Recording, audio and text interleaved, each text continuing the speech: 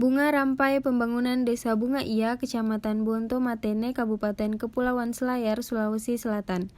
Andi Hidayati merupakan sosok perempuan tegas, gesit, dan piawai dalam memimpin desanya. Ibu dari 3 orang putri ini sudah 4 tahun menjabat sebagai Kepala Desa Bunga Iya yang lahir dari proses demokrasi dengan mengalahkan 7 orang pesaingnya.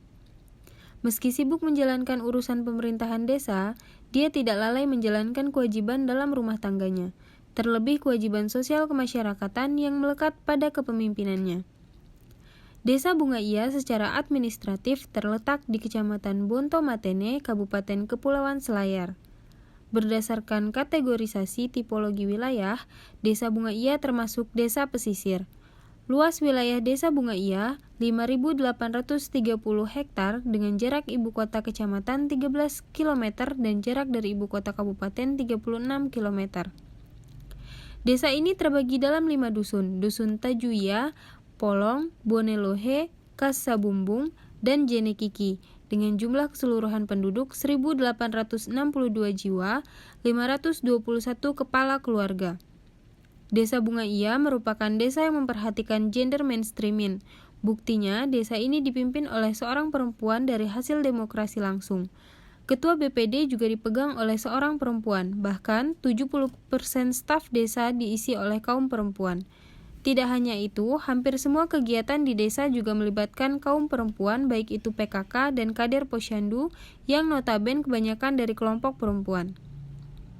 Sebagai ujung tombak penyelenggaraan pemerintahan, pelaksanaan pembangunan dan kemasyarakatan pemerintahan desa senantiasa terlibat dalam setiap kegiatan baik yang ada di luar desa maupun di dalam desa.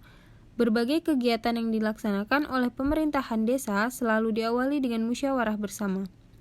Secara reguler, pemerintah desa juga melaksanakan musrenbang secara partisipatif. Kegiatan tersebut diawali dengan penggalian gagasan dari dusun, kemudian kader pemberdayaan masyarakat atau KPM, keliling ke tiap dusun untuk memastikan usulan kegiatan prioritas di setiap dusun.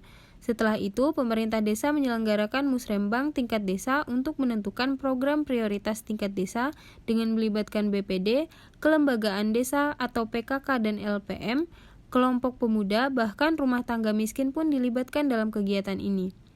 Sebagai acuan pelaksanaan pembangunan, pemerintah menyusun perencanaan pembangunan selama 5 tahun yang dinamakan RPJM Desa, dan juga RKP Desa yang merupakan turunan dari RPJM Desa berisikan kegiatan selama 1 tahun. Musrembang desa tidak hanya dihadiri oleh kaum laki-laki, akan tetapi kelompok perempuan juga turut hadir di acara tersebut. Pelaksana pembangunan pemerintah menyusun perencanaan pembangunan selama 5 tahun yang dinamakan RPJM Desa dan juga RKP Desa yang merupakan turunan dari RPJM Desa berisikan kegiatan selama 1 tahun. Musrembang desa tidak hanya dihadiri oleh kaum laki-laki, akan tetapi kelompok perempuan juga turut hadir di acara tersebut, termasuk orang miskin. Pemuda juga dilibatkan yang diselenggarakan tiap setahun sekali.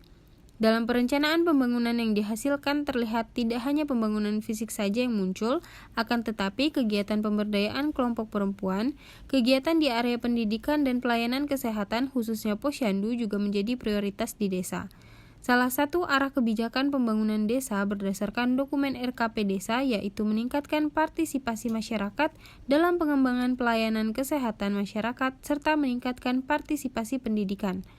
Alasan desa memilih fokus pada bidang pendidikan karena sumber daya manusia merupakan pilar yang penting untuk melaksanakan pembangunan dan pemerintahan desa sadar bahwa salah satu tugas pemerintah yaitu meningkatkan kecerdasan masyarakatnya.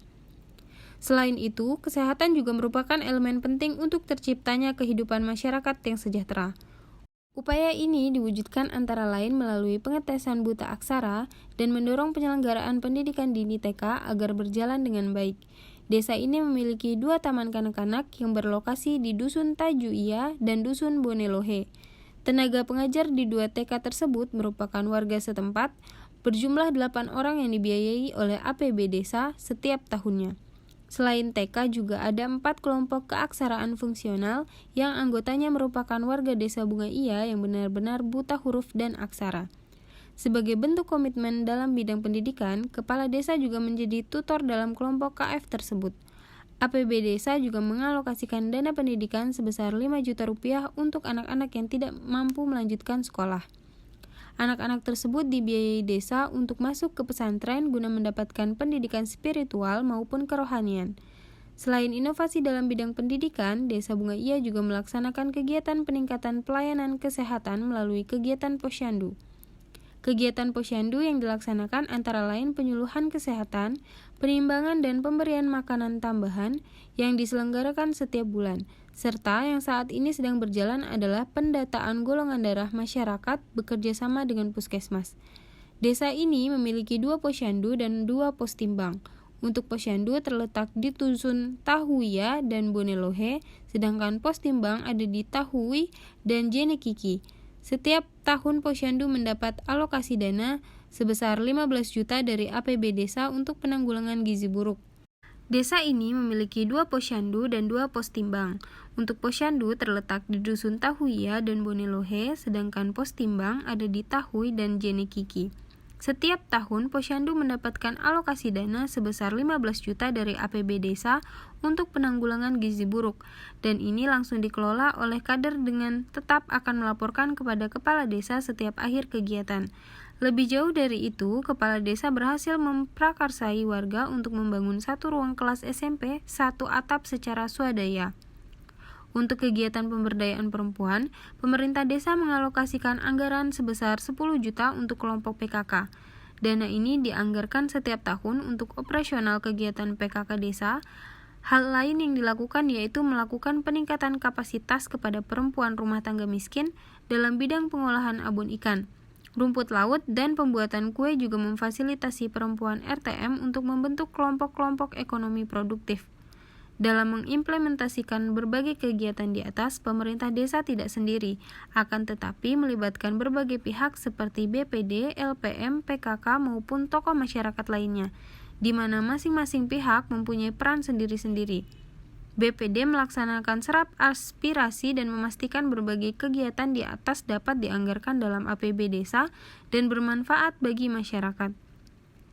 LPM dan PKK memberikan motivasi dan nasihat supaya ada kesadaran dari warga untuk mempunyai perilaku hidup sehat, membawa bayi ke posyandu secara rutin, dan menyadarkan kepada warga untuk memasukkan anaknya di TK sebagai persiapan masuk sekolah dasar. Kegiatan-kegiatan yang diselenggarakan di TK selalu melibatkan pemerintah desa, komite TK, pengurus PKK, dan tokoh masyarakat. Hal ini membuktikan bahwa pemerintah desa peduli terhadap penyelenggaraan pendidikan dan juga peningkatan pelayanan kesehatan masyarakat. Dalam pelaksanaannya, masyarakat merespon positif dan memberikan dukungan dalam pelaksanaan kegiatan. Sebagai contoh, masyarakat mengibahkan tanah untuk dibangun TK di Susun Tajuya, dan orang tua peserta didik melakukan iuran pendidikan sebesar 5.000 untuk menunjang operasional TK dan swadaya penyelesaian pembangunan pagar di sekitar lokasi TK. Untuk pemberian makanan tambahan di kegiatan posyandu, masyarakat seringkali membawa bahan-bahan sendiri untuk dimasak bersama supaya memenuhi kecukupan gizi. Dengan demikian, masyarakat tidak selalu mengandalkan PMT yang dianggarkan oleh pemerintah desa. Desa Bunga Iya juga memperhatikan keberadaan rumah tangga miskin. Jumlah RTM adalah 105 rumah tangga.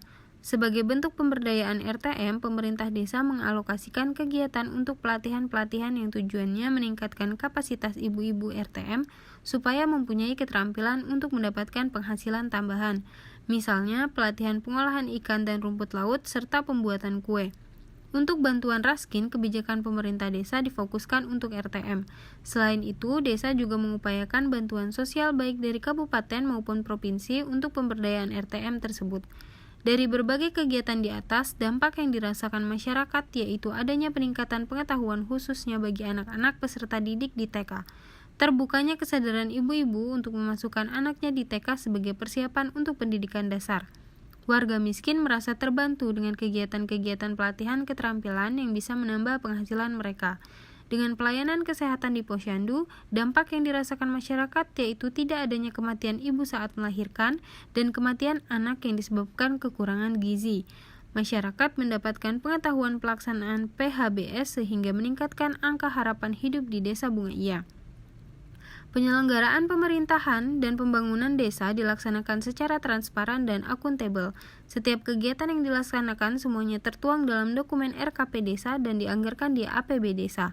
Penyusunan APB desa dilaksanakan secara partisipatif dengan melibatkan BPD, PKK, kelompok pemuda, bahkan RTM juga dilibatkan.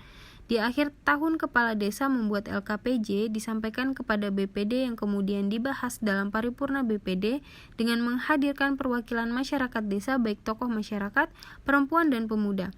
Masyarakat bisa menanyakan langsung kepada kepala desa jika dianggap ada kegiatan yang belum selesai atau dianggap kurang jelas oleh warga. Setiap tahun saya perlu melaporkan pelaksanaan kegiatan dan anggaran dalam LKPJ kepada masyarakat. Ini adalah kewajiban saya sebagai kepala desa, tegas Andi Hidayati. Dengan demikian, penyelenggaraan pemerintahan, pembangunan, dan kemasyarakatan berjalan dengan transparan dan akuntabel.